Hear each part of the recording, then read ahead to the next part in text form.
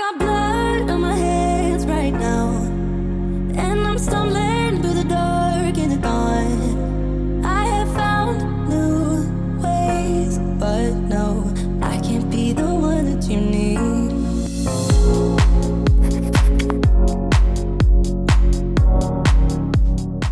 Hey guys, it's Yaya and welcome back to my channel. Today I'm going to bring you a formulation I was testing maybe 2 months ago, and yeah, it was okay to me. I feel like it's just a basic base curling custard, but I wanted to share with you guys anyway because you could possibly tweak it and build upon it, and I'm definitely going to continue to tweak it and build upon it, so I thought it would be nice to at least share what I came up with. Okay, so as you know, I've been working with a lot of gelling agents. I do have another Let's Test It series that will be focusing on other thickeners and gelling agents that you can use as well. So for now, let's get into this curling custard. I'm using HEC. You guys have seen me use this before, but you've never seen me use it just as a gelling agent. So I will be using this to kind of create that kind of gel-like feel to this product, but I'm also going to be adding xanthan gum because xanthan gum has more of a custard-like texture, so I thought that would be perfect to add. Now with xanthan gum, you don't want to add it directly to the water like you can with HEC. You want to create a slurry with glycerin.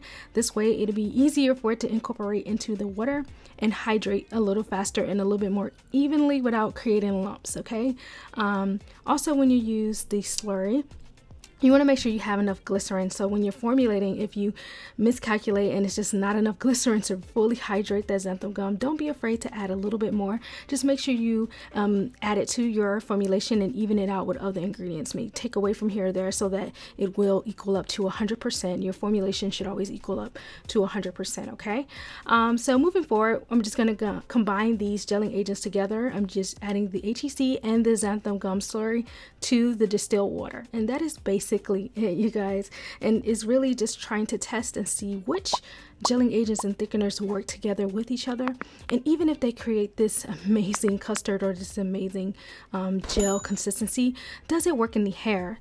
Does it create a film? Is it tacky feeling?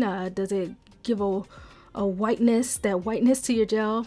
Is the hold okay? Is it too much of a hold, too less of a hold? You know, what are you using that gel for?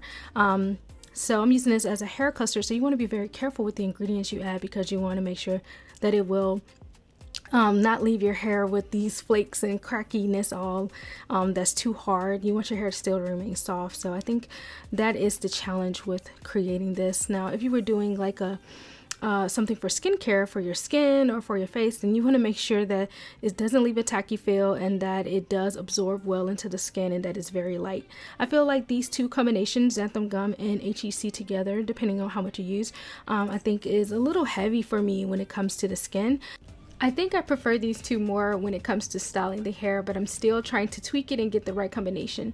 Also, I've been dealing with a lot of hair products that are oil free. I've been kind of tapping into that. So any of you who are very sensitive to oils or have an overproduction of sebum on your scalp and you want to get products that have less oil, that's what I've been working on lately too. So I would definitely make sure I'm sharing those.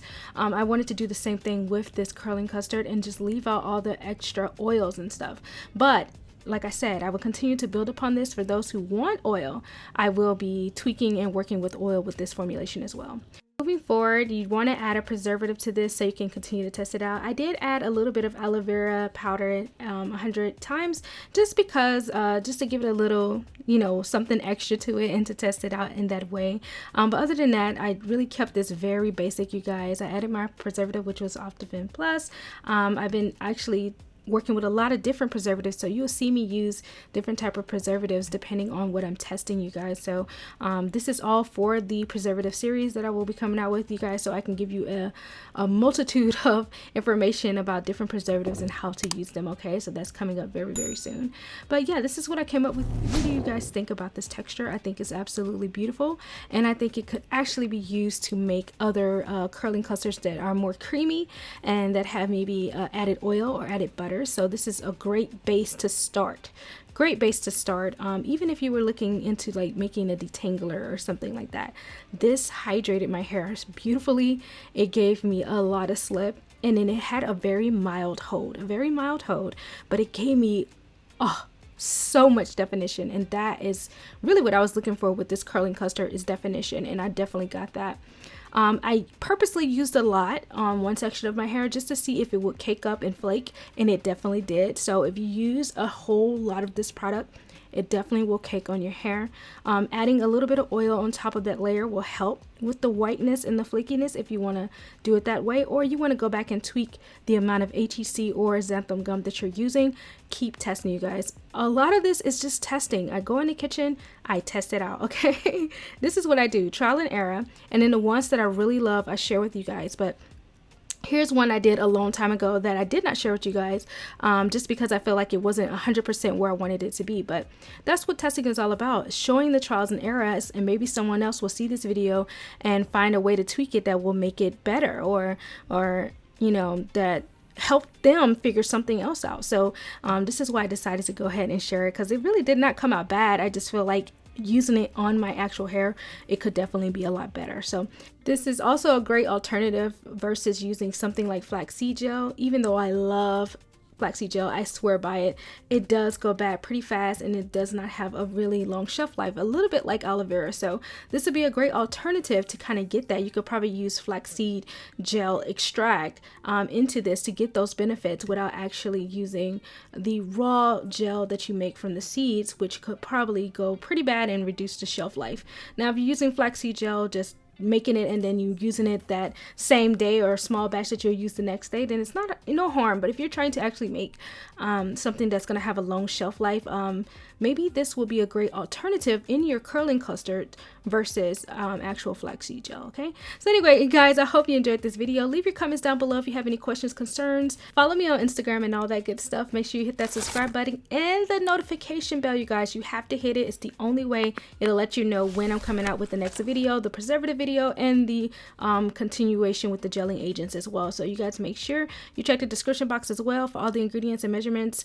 Most of the time, if you have questions, there is in the answer is in the description box. Okay, all right, you guys, thank you so much for watching, and yeah, let me know what you think, and I'll see you in the next video. Bye. She no island girl, she from Kilimanjaro, Kilimanjaro.